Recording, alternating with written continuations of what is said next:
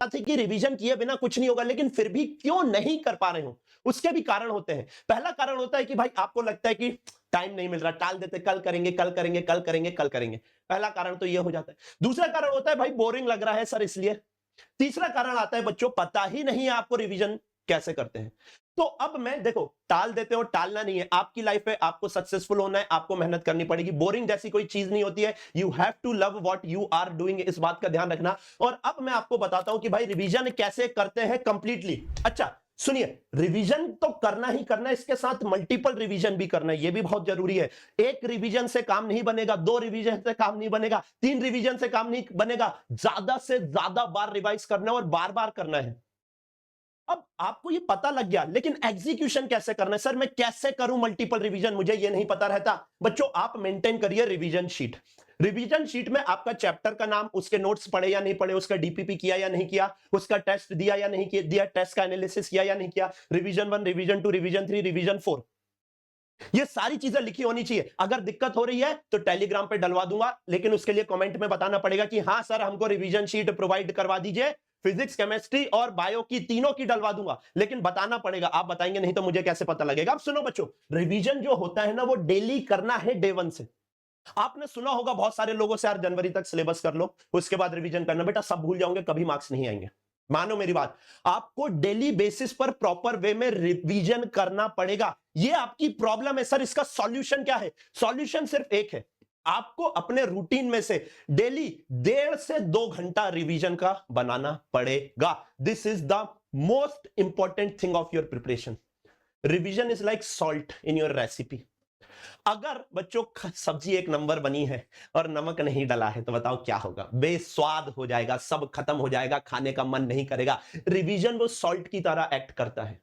देखने में कुछ नहीं, इतना सा डालना पड़ता है, लेकिन भैया बहुत जरूरी है। सर इतना टाइम बेटा निकालना पड़ेगा। आप मानो रिवीजन को ही सबसे ज्यादा इंपॉर्टेंस दो, स्पेशली तब जब आपका 5-7 यूनिट हो जाए हर सब्जेक्ट की। अब सर ठीक है, आपने कह दिया 1.5 से 2 घंटा देना है, मैं 3 सब्जेक्ट है पढ़ने के मेरे पास, मैं उनमें टाइम कैसे डिवाइड करूं? सुनिए, मैं दो रूल आपको बता रहा हूं। एक है 50-40-30 रूल, एक है 40-40-40 रूल।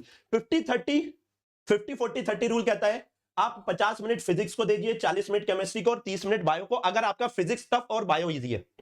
और अगर आपका फिजिक्स मॉडरेट है तो आप 40-40-40 मिनट तीनों को दीजिए, लेकिन डेली बेसिस पर रिवीजन करना है। मैं आगे बताऊंगा कि ये डेली बेसिस में आधे से पौन घंटा तो मैं आपको एक्स्ट्रा दे दूंगा दिन का। आप देखना भी इस वीडियो में, ठीक है सर? आप जो भी रूल फॉलो कर रहे हो आप वो लिख लीजिए कि सर मैं ये वाला रूल फॉलो करूंगा, मेरा फिजिक्स अच्छा नहीं है तो ये, अगर अच्छा है तो ये, फिजिक्स केमिस्ट्री बायो का ये आपका रहा, मैथमेटिक्स वाले हो तो वो आप अपने हिसाब से देख लेना। हार्श ट्रुथ क्या है? ये ट्रुथ है। हार्श ट्रुथ क्या है बच्चों? रिवीजन का मतलब सिर्फ नोट्स पढ़ना नहीं होता है। नींद आ जाएगी आपको, यह भी जानना बहुत जरूरी। रिवीजन का मतलब नोट्स पढ़ना नहीं है, तो सर रिवीजन का मतलब क्या है? अब बच्चों अपन जानते हैं कि रिवीजन करना, अगर प्रोसेस जानना है तो उसके पहले आपके पास क्या क्या होना चाहिए। इट्स लाइक आपको अगर सब्जी बनाना है तो इंग्रेडिएंट्स रेडी रखते हैं या नहीं रखते हैं? रिवीजन भी ऐसी चीज है, अगर आप रिवीजन करने बैठ रहे हो तो आपके पास नोट्स कंप्लीट होना चाहिए, डीपीपी होना चाहिए, पीवाईक्यू, टेस्ट एनालिसिस, आपने जो टेस्ट दिया उसका एनालिसिस होना चाहिए, और शॉर्ट नोट्स होना चाहिए। अब अगर शॉर्ट नोट्स कैसे बनाना है बच्चों ये जानना है तो आप मेरे को बता दीजिएगा, मैं बता दूंगा, क्योंकि बहुत सारे बच्चे यहां पर लैग करते हैं, ठीक है? अब ये चीज मैं ये नहीं कह रहा हूं आप पढ़ के बैठो, मैं ये कह रहा हूं कि इतनी चीज आपके टेबल के सामने होनी चाहिए रिवीजन करने से पहले। And most important, priority list of chapter. आपको किस चैप्टर के कितने रिवीजन करने हैं बेटा, ये आपको पता रहना चाहिए। जो मोस्ट इंपॉर्टेंट चैप्टर है उसके ज्यादा नंबर ऑफ रिवीजन लगते हैं, और जो लीस्ट इंपॉर्टेंट चैप्टर है उसके कम नंबर ऑफ रिवीजन लगते हैं। सर रिवीजन कैसे करना ये तो बताइए, साथ में ये प्रायोरिटी लिस्ट भी बता दीजिए। इसी चैनल पे एक वीडियो बना के रखा है मोस्ट इंपॉर्टेंट चैप्टर का, वहां पे प्रायोरिटी लिस्ट देख के रखिए, जाकर देख लेना। उसकी लिंक मैं कॉमेंट में डलवा देता हूं, ठीक है? लिंक पिन कॉमेंट में मैं डलवा दे रहा हूं भाई। आगे की बात करते हैं। अब एग्जैक्ट प्रोसेस क्या होती है रिवीजन करने की? बेटा आपको मल्टीपल रिवीजन करने हैं। अब मल्टीपल रिवीजन करने हैं तो आपको सबसे पहले टारगेट डिसाइड करना पड़ेगा कि मंथली में मेरे को इतना करना है, वीकली में इतना करना है, और डेली में वो टारगेट को अचीव करने के लिए क्या करना पड़ेगा। लेट्स से आपने टारगेट बनाया, मेरे को मंथ में 4 यूनिट फिजिक्स की, 4 यूनिट बायो की और 4 यूनिट केमिस्ट्री की करना है। तो एक मंथ में 4 वीक होते हैं, यानी एक वीक में बच्चों 12 के हिसाब से आपने 3 चैप्टर हर एक सब्जेक्ट के करना है। मंथली क्या बोलेगा? मंथली बोलेगा 12 यूनिट, वीकली क्या बोलेगा? 3 यूनिट, और वो 3 यूनिट को आप कैसे डेली बेसिस पर रिवाइज कर करके कंप्लीट करोगे, वो आपके पास वीक चालू होने से पहले, मंथ चालू होने से पहले लिखा होना चाहिए। आप last day of previous month को नेक्स्ट मंथ क्या करना है, ये सारी चीज लिख लो, पहले ही लिख लीजिए, बिना लिखे कुछ नहीं होगा, मन में करोगे भूल जाओगे। अब बात होती है सर रिवीजन कैसे करना है, first revision, second revision, third revision. सुनो, पहला रिवीजन अगर आज कर रहे हो तो उससे नेक्स्ट रिवीजन उसके 3 दिन बाद होगा, उसका नेक्स्ट रिवीजन उसके 7 दिन बाद होगा, उसका नेक्स्ट रिवीजन बेटा 14 दिन बाद होगा, इसका नेक्स्ट रिवीजन उसके 21 दिन बाद होगा, और इसका नेक्स्ट रिवीजन 45 दिन बाद होगा। अगर आप ये साइकिल कंप्लीट कर लेते हो, साइंटिफिकली प्रूवन है कि आप जिंदगी में कुछ नहीं भूलोगे। आज मान लो 1 तारीख है, तो 4, आज आपने फर्स्ट रिवीजन किया, सेकंड रिवीजन 4 तारीख को होगा, इसके 3 दिन बाद। अब इसके 7 दिन बाद, यानी 4 में 7 जोड़ेंगे तो 11 तारीख को आपका बच्चों 7वां रिवीजन होगा। अब इसके 14 दिन बाद, यानी 2 हफ्ते बाद, 14 दिन बाद बोले तो बेटा 25 तारीख को इसका चौथा रिवीजन होगा। अब इसके ऑलमोस्ट 1 मंथ बाद, यानी नेक्स्ट 20-21 तारीख को आपका 5वां रिवीजन होगा, और इसके ऑलमोस्ट 1.5 मंथ बाद आपका 6ठा रिवीजन होगा। अगर आप इतने रिवीजन कर ले रहे हैं, 6 रिवीजन मैं रिवीजन शीट में डलवा दूंगा, रिवीजन 1 2 3 उसका टिक करवा दूंगा, ठीक है, तो वो आप कर सकते हैं टेलीग्राम से डाउनलोड। तो ये ध्यान रखना है, आपको साइकिल रिपीटेटिव करना है। खिल्ली ठोकनी रहती है तो बार बार हथौड़ा मारना पड़ेगा। अगर एग्जाम क्लियर करना है तो बार बार रिवीजन करने पड़ेंगे। अब बात आती है कि सर पहला रिवीजन कैसे करना है, दूसरा कैसे करना है, तीसरा कैसे करना है, एंड कंसेक्यूटिवली। पहला रिवीजन इन डेप्थ रिवीजन होना चाहिए भाई साहब। इन डेप्थ रिवीजन का मतलब आप नोट्स पढ़ो, थ्योरी पढ़ो, क्वेश्चन करो, डीपीपी करो, पीवाईक्यू करो, और जो आपने टेस्ट दिया था उसमें क्या क्या गलतियां करी थी वो लिखा होना चाहिए, और ये सब बहुत अच्छे से करो। पहला रिवीजन मान लो आपका 2 घंटे ले रहा है किसी एक चैप्टर का, मान लो जस्ट फॉर एन एग्जांपल, पहला रिवीजन इन डेप्थ और बहुत अच्छे से होना चाहिए। तो इसके 3 दिन बाद जब आप दूसरा रिवीजन करेंगे ना बच्चों,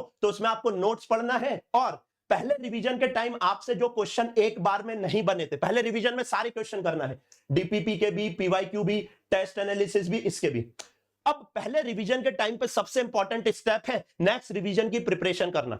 मान लो आपने 25 क्वेश्चन सॉल्व किए पहले रिवीजन करते टाइम, उसमें से 10 क्वेश्चन ऐसे थे जो आपसे एक बार में नहीं बने, आप एक बार में नहीं कर पाए, या आपको लगा कि भाई ये टफ हो रहे हैं, उसके ऊपर रीमार्क डाल दो, री ऐसा लिख दो, री, ऐसा मैं करता था इसलिए बता रहा हूं, ये रीमार्क डाल दो। और जैसे ही आप ये रीमार्क डालेंगे तो मेक श्योर करना जब आप नेक्स्ट रिवीजन करो तो नेक्स्ट रिवीजन इतना इन डेप्थ नहीं होगा। नेक्स्ट रिवीजन में आप नोट्स पढ़ोगे, नोट्स से थ्योरी और क्वेश्चन हो गए।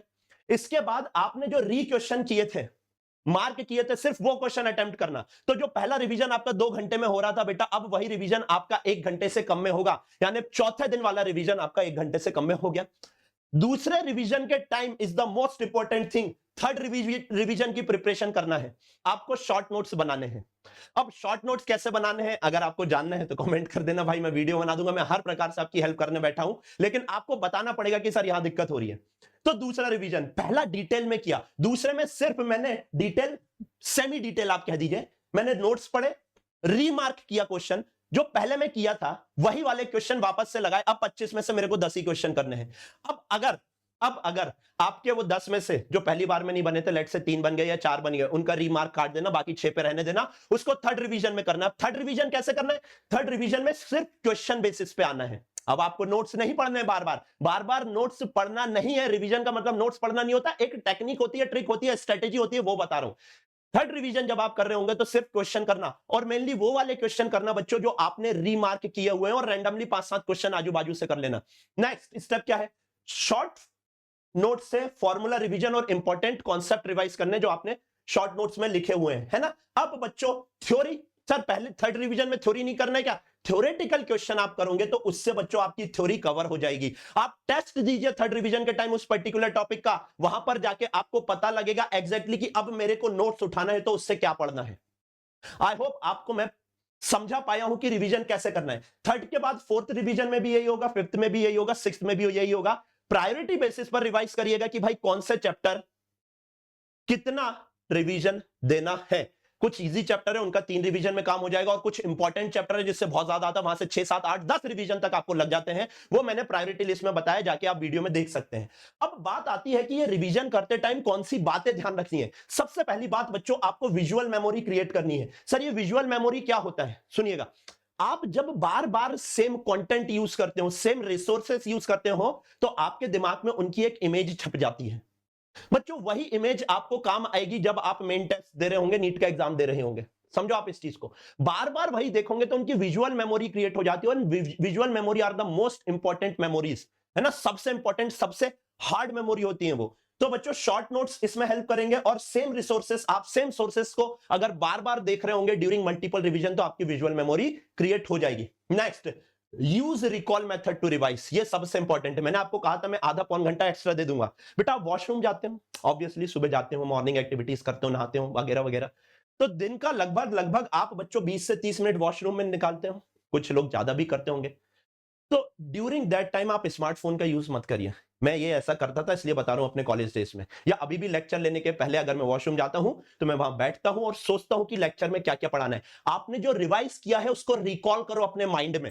आप डेली का 20 से 30 मिनट अगर ये रिकॉल कर लेंगे, लास्ट क्लास में क्या हुआ था वो पढ़ के नेक्स्ट क्लास में जाएंगे, रिकॉल करके नेक्स्ट क्लास में जाएंगे, बच्चों फायदा आपका होगा। तो अगर आप ये पर्टिकुलर सारी की सारी स्टेप्स को बच्चों फॉलो करते हो ना, तो आपको कंप्लीट प्रिपरेशन में कोई भी इशू नहीं आएगा। बस रिवीजन डेली बेसिस पर करना है। अब आप ये बस मेरे को प्रॉमिस कर दो, इसके बाद आप कोई वीडियो नहीं देखोगे, और ये जो मैंने स्ट्रेटेजी बताई है इसको फॉलो करना, 110% गारंटीड रिजल्ट आपको मिलेगा। Thank you so very much.